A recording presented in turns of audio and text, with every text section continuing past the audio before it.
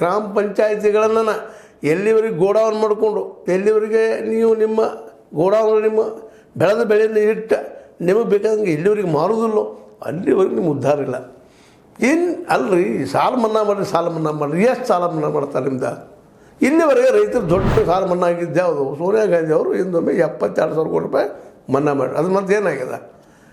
ನಮ್ಮ ಕುಮಾರಸ್ವಾಮಿ ಏನೋ ಹೇಳಿದ್ರು ಸಾಲ ಮನ್ನಾ ಮಾಡ್ತೀವಿ ಅಂತ. ಇವ್ರು ಸಿದ್ದರಾಮಯ್ಯರು ಹೇಳ್ತಾರೆ ಮತ್ತೊಬ್ಬ ಒಂದು ಸಾಲ ಮನ್ನಾ. ನಿಮ್ಗೆ ಸಾಲ ಮನ್ನಾ ಯಾಕೆ ಬೇಕಾಗ್ಯದ?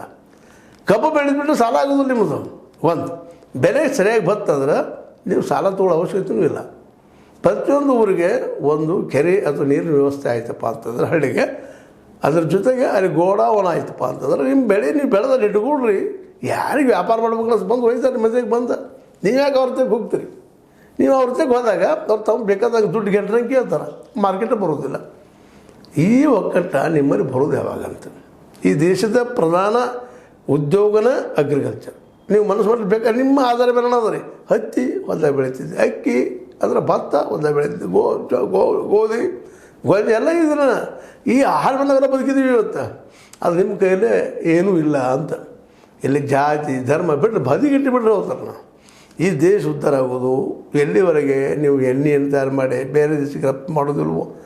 ನಾವು ಮಾಡ್ಬೋದಲ್ರಿ. ಭೂಮಿ ಸಾಕಷ್ಟು ಅದ. ನೀವು ಬೆಳೀತಿರೋದು ಕಬ್ಬಿನ ಜಾಗದಾಗ ಇವತ್ತು ನೀವು ಸೋಯಾಬೀನ್ ಆಗಿರ್ಬೋದು, ಶೇಂಗಾ ಆಗಿರ್ಬೋದು, ಇನ್ನೊಂದು ಆಗಿರ್ಬೋದು, ಮುಂದೆ ನಮ್ಮ ಕುಸುಬೆ ಆಗಿರ್ಬೋದು ಬೆಳೆದ್ರೆ ಇಡೀ ವಿಶ್ವಕ್ಕನ ಎಣ್ಣೆ ಕಳ್ಸೋಂಗಾಗಿ ಬಿಡ್ತೀರಿ ನೀವು. ಇಲ್ಲೇ ಅಂಥ ಫಲವತ್ತಾದ ಭೂಮಿ ಇಲ್ಲೈತಿ. ಇದನ್ನು ಮೊರಾರ್ಜಿ ದೇಸಾಯಿ ಅವರು ಹೇಳ್ತಿದ್ರು ಈ ಮಾತನ್ನು. ಇಲ್ಲ, ಈ ನಮ್ಮ ಕಬ್ಬು ಮತ್ತು ಭತ್ತ ನಮ್ಮ ದೇಶದ ಅರ್ಥವ್ಯವಸ್ಥೆ ಹಾಳು ಮಾಡಿದಾವೆ ಅಂತೇಳಿ.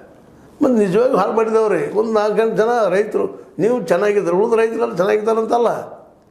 ಮತ್ತು ನಿಮಗೂ ಲಾಭದ್ದು ಅಲ್ಲ ಉದ್ಯೋಗಗಳು. ಎತ್ನಾಲ್ ಎಷ್ಟು ಕೊಡ್ತಾರೆ ಲಾಭ ಆಗಿದ್ದ? ಯಾವ ಫ್ಯಾಕ್ಟ್ರಿ ಎಷ್ಟು ಕೊಟ್ಟಿದ್ದಾರೆ?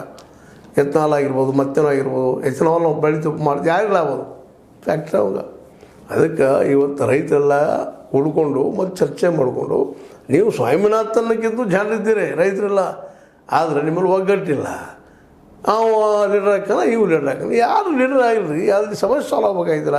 ನೀವು ಬೆಳೆದ ಬೆಳೆಗೆ ರೇಟ್ ಬರಬೇಕು, ಪ್ರತಿಯೊಂದು ಹಳ್ಳಿಗೂ ಗೋಡೌನ್ ಆಗಬೇಕು. ಇದು ಚರ್ಚೆನ ಮಾಡ್ತಾರೆ. ನೀವು ಸ್ಟ್ರೈಕ್ ಏನು ಮಾಡೋರು? ನಾಳೆ ಸ್ವಾಮಿನಾಥನ್ ಆಯೋಗ ಕೇಳ್ತೀವ್ರು, ಕೊಡೋದೇ ಇಲ್ಲ. ಇದೇ ಮೋದಿಜಿಯವರು ತಾವು ಗುಜರಾತ್ ಚೀಫ್ ಮಿನಿಸ್ಟರ್ದಾಗ ಎಷ್ಟು ಸಲ ಹೇಳಿರಿ, ಅದನ್ನು ಬರೆದು ಕೊಟ್ಟಿದ್ರು. ಸ್ವಾಮಿನಾಥನ್ ಆಯೋಗ ನೀವು ಅನುಷ್ಠಾನ ಕೊಡಿಸ ಮನಮೋಹನ್ ಸಿಂಗ್ ರಿಪೇರ್ ಹಚ್ಚಿದ್ರು. ತಾವು ಬಂದ ಮೇಲೆ ಏನು ಮಾಡಿದ್ದಾರೆ? ಅದನ್ನು ಮೂರಿಗೆ ಸೇರಿಸಿ ಓದ್ಬಿಟ್ರು. ಸ್ವಾಮಿನಾಥನ್ ಆಯೋಗದ ರಿಪೋರ್ಟ್ಗಳನ್ನೆಲ್ಲ ಮೂರಿಗೆ ಓದ್ಬಿಟ್ರು. ಯಾರು ಬಂದರು ಅಷ್ಟೇ ರೀ. ಈ ಕೇಜ್ರಿವಾಲ್ ಬಂದು ಮಾಡ್ತಾರೆ ರೈತರದ? ಇಲ್ಲ. ಯಾಕಂದರೆ ಇವರೆಲ್ಲ ವ್ಯಾಪಾರಿ ವರ್ಗದ ಕೈಯಲ್ಲಿ ಸಿಕ್ಕೊಂಡಿದ್ದಾರೆ. ಅವ್ರು ಪಾರ್ಟಿ ಫಂಡ್ ಕೊಡ್ತಾರೆ, ಪಾರ್ಟಿ ಫಂಡ್ ತೊಗೋತಾರೆ ಇವರು ಕಾರ್ಪೊರೇಟ್ಗಳಿಂದ ಅಥವಾ ವ್ಯಾಪಾರಸ್ಥರಿಂದ, ಬಂಡವಾಳಶಾಹಿಗಳಿಂದ. ನೀವೇನು ಪಾರ್ಟಿ ಫಂಡ್ ಕೊಡೋರು ರೀ? ಯಾಕಂದರೆ ಪಾರ್ಟಿ ಫಂಡ್ ಕೊಡೋ ಶಕ್ತಿ ನಿಮಗಿಲ್ಲ. ಅಟ್ಲೀಸ್ಟ್ ನೀವು ತಿಳಿದು ವೋಟ್ರ್ ಹಾಕೋಬೇಕಲ್ಲ, ಯಾರು ನಮ್ಮವ್ರಪ್ಪನ ಯಾರು ತಮ್ಮವ್ರು ಅಂತೇಳಿ. ಮತ್ತು ರೈತ ಸಂಘಟನೆ ಹಿಂದೆ ಇಲೆಕ್ಷನ್ ಪ್ರಯತ್ನ ಮಾಡಿತ್ತು. ಬಾಬಾಗೌಡರಿದ್ದಾಗ ನಮ್ಮ ಪ್ರೊಫೆಸರ್ ನಂಜುಂಡ ಸ್ವಾಮಿಗಳು, ಮುಂದೆ ರುದ್ರೇಶ್ ಅವರು, ಇವರೆಲ್ಲ ಒಂದು ಪ್ರಯತ್ನ ಮಾಡಿದರು ರಾಜಶಕ್ತಿ ಮಾಡೋದು. ನಿಮ್ಮಲ್ಲಿ ಒಗ್ಗಟ್ಟಾಗಲಿ ಉತ್ತರದಲ್ಲೂ ಮಾಡಿದ್ರು. ಅದು ಆಗಲಿಲ್ಲ. ಎಂಥ ಮೂಮೆಂಟ್